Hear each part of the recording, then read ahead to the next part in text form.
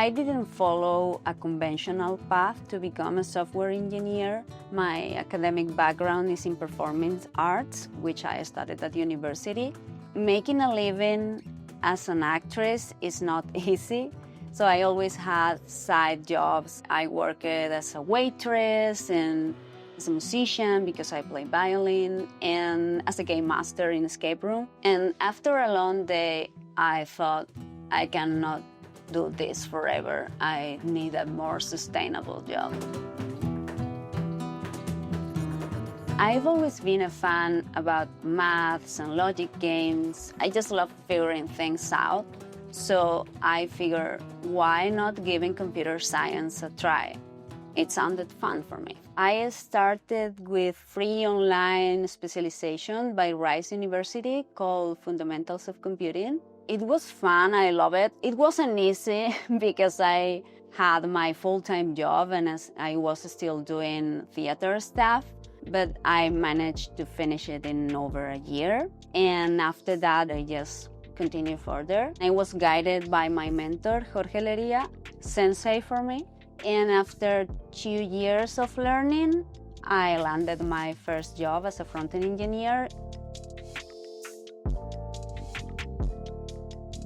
This is my treasure. It's from 19th century.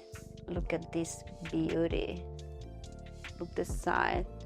It was fixed, it seems. And the other one is electric. This is to play with bands. It's a Yamaha. And it's pretty cool too.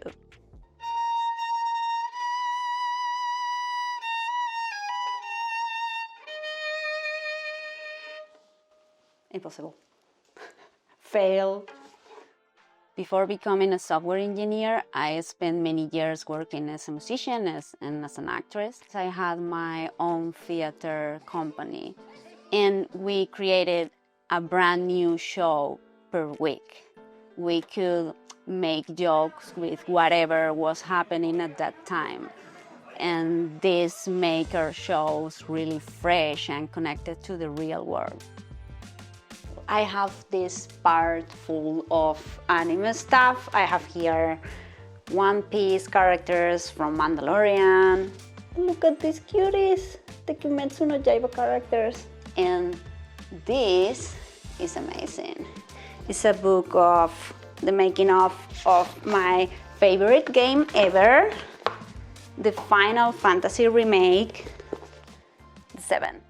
Learning how to code can be challenging, especially at the beginning, because you need to shift your way of thinking. Something that really helped me was my fascination on understand how humans learn. I think that there are 2 points that are key: gamification and creativity. Gamification because you need to approach learning like a game. It should be fun, you can fail, and it's not the end of the world, it's just another chance to try again. As for creativity, it's just find original ways or new ways to tackle problems.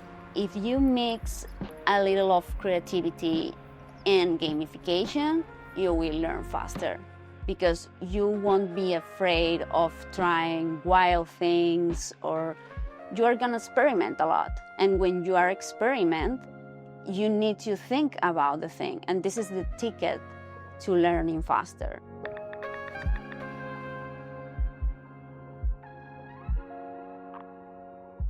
A day in my life as a software engineer. I wake up at 6 a.m. to make the most out of my day. First thing in the morning, I take a few moments to think about what I'm grateful for. Then I make my favorite coffee and meditate for 30 minutes. I make my bed and sit at my desk ready to start my workday. My favorite part of the day is the daily stand-up. It's such a great way to bond with my team. The project of Rita Codes videos came to life to fulfill a need that I had. I just missed acting. And at the same time, this project was a perfect fit for me because my boyfriend, Javi, is a professional at video editing and VFX. So we were the perfect team. we could combine our skills and create something good and have fun at the same time. ¿Cómo lo ves? Bien, yo creo que está guay así. Los portamos ya si quieren. I wanted to do something that mixes programming and humor because as programmers, we all love a good laugh. There's a lot of pressure in this field. There's tons of programming languages and new frameworks that sometimes it's just too much. And you feel that you could burn out easily or falling behind. And if you don't have all the answers, you feel like a fraud. So I think that making jokes about silly mistakes that we make on a daily basis is a way to let people know that they are not alone. Because we are all quietly suffering through the same silly things, and we can just laugh it off and keep moving forward. Also, without any intention, we are creating a lovely community, and this is awesome. And finally, the moment that everyone was waiting for, Tofu. Tofu, he's the star of my Rita Codes account, and everybody know Tofu. So, Tofu, he's shaking, he's hungry, and he hates winter. My videos are quite short, less than a minute in general, and I mix there all the things that I love. I use a lot of gags from anime, and I use a lot of my pet. I don't talk on my videos. It's easier to edit them if you don't have to deal with the sound. And as I work fully remote, everything is on text. I communicate with other characters by Slack message or email or things like that that appear in the screen. At the very beginning, the first 10 videos had only, 50 views. And we were just doing this for fun, so we didn't care. And then suddenly just blew up. And I didn't expect that, to be honest. Of course, when you have so many views, there are some not so pleasant aspects. Some guys that are quite obsessed with trying to explain me the solution to my non-existing problem. It's a joke.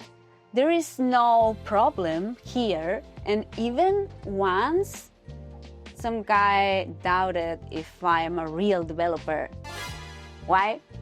I don't know. But I think that this is pretty common on the internet, and you just need to ignore them and pay attention to the other 98% of the people who are awesome.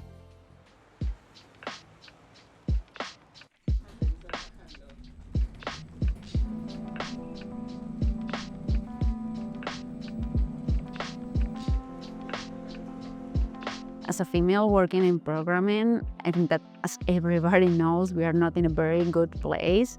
We are less than 20% of the workforce, and most of women spend only 10 years in the field and then quit. And we are not quitting about family reasons. It's other thing. It's quite ironic because programming was at the very beginning a female thing. So I think this is a social issue that started to change in the 80s when advertising started to market computers as a boy's toy. And all of this geeks culture thing, as this is a social issue, I think we can change that. And I'm an optimistic person. I think that we are in a better place than 10 years ago, but there's a long way to go.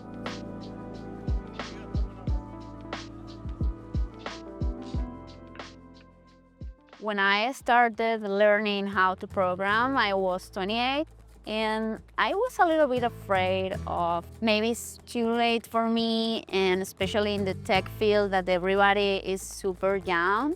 But I realized that it's never too late, and as long as you are enjoying it and you have passion, you only need to work harder and You can do it.